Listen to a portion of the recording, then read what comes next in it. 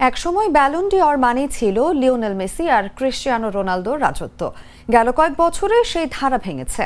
Messi Ronaldo রাজত্বে দেখা যাচ্ছে নতুন রাজাদের। আরও এক নতুনের কেতো নড়ল সোমবার রাতে।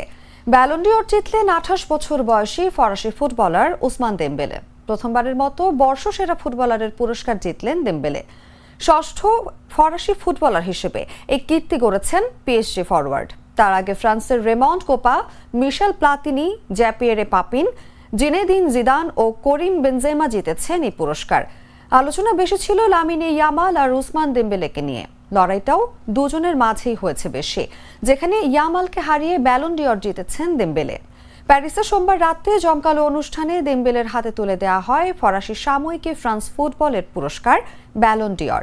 ব্যালন ডি'র ট্রফি সামনে রেখে কেঁদে ফেলেন ডেমবেলে।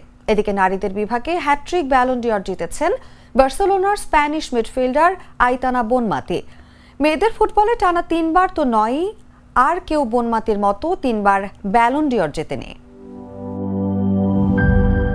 মাত্র রান্না করা চিকেন খেতে কেমন হয়েছে বলছি।